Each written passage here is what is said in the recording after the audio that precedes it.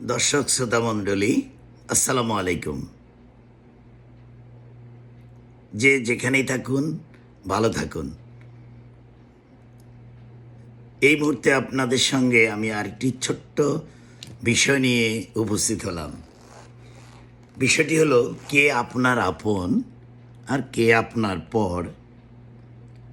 এই বিষয়ে যখন আপনি উপলব্ধি করতে পারবেন, তখন আপনার চলার পথ হবে মসৃণ, সুন্দর এবং সুপ্রশস্ত।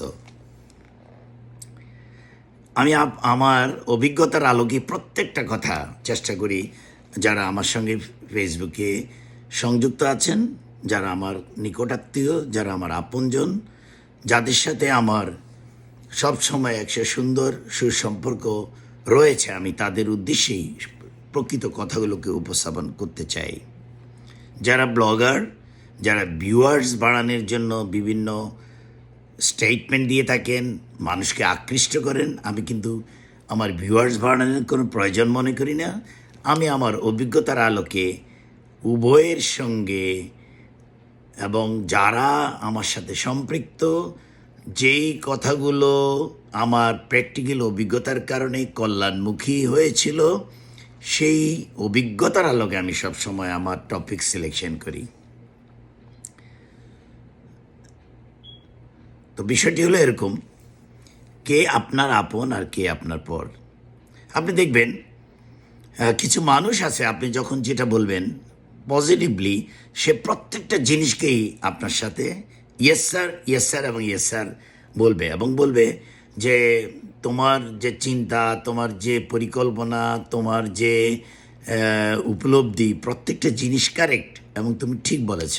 সাপোজ একজন ব্যক্তির সম্পর্কে আপনাকে তিনি কমপ্লেইন করলেন, তখন সেই কমপ্লেইনটা উনি শোনার পরক্ষণেই সেখানে ভালো থাকতে পারে, মন্দ থাকতে পারে, যিনি উপস্থাপন করেছেন তারও ভুল থাকতে পারে, আবার যার সাথে তার মিসআন্ডারস্ট্যান্ডিং তারও ভুল থাকতে পারে। কিন্তু যে আপনার পাশে, যাকে ভালো বন্ধু মনে করছেন, যার কাছে আপনি আপনার কথাটা উপস্থাপন করার পর সে আপনার ভুলগুলোকে চিহ্নিত না করে, অন্যের ভুলটাকে আপনার সাথে তাল মিলিয়ে আপনাকে খুশি করার চেষ্টা করবে, এই রিয়েলাইজেশন যখন আপনার মধ্যে থাকবে না, তখনই বুঝতে পারবেন সে আপনার বন্ধু নয়, শত্রু।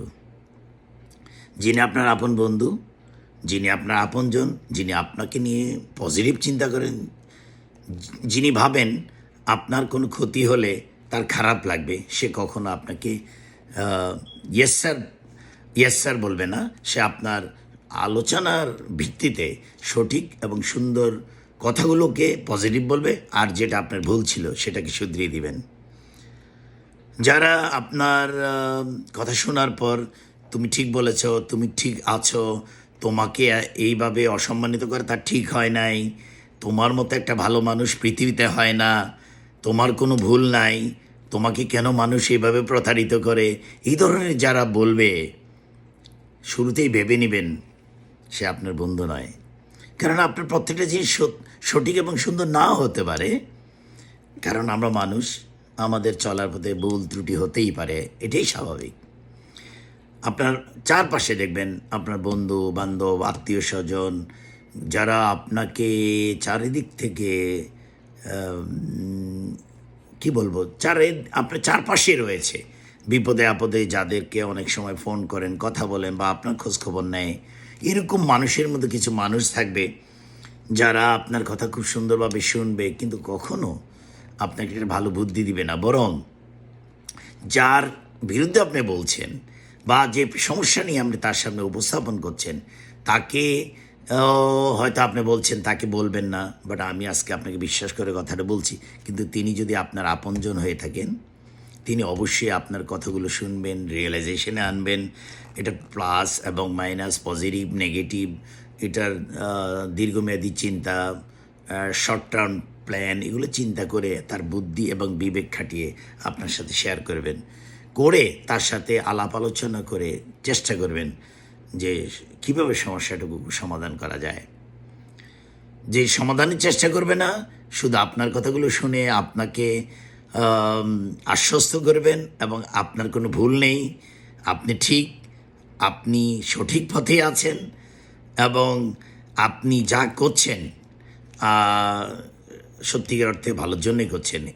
এইভাবে যারা আপনার সঙ্গে তাল মিলাবে এবং আপনার সম্পর্কে পজিটিভ স্টেটমেন্ট দিবে, আপনাকে খুশি করবে, তাদের কাছ থেকে আপনি নিজেকে আড়াল করুন এবং তার সঙ্গে আপনার পার্সোনাল জীবনের উপলব্ধি অথবা যে কথাগুলো আপনি বলার চেষ্টা করছেন, যে সাজেশন আপনি জানতে চাইছেন, সেই জিনিসগুলো তার সাথে শেয়ার করবেন না এবং নিজের বিবেক খাটিয়ে চলুন, নিজেকে নিজের অবস্থান তৈরি করুন এবং যার সাথে আপনার মিসআন্ডারস্ট্যান্ডিং হচ্ছে বা ভুল বোঝাবুঝি তৈরি হয়েছে, আপনি তার সাথে সরাসরি কথা বলুন এবং স্বাভাবিক জীবনযাপন করার চেষ্টা করুন। দেখবেন আপনার জীবন সুন্দর হবে, ভালো থাকবেন।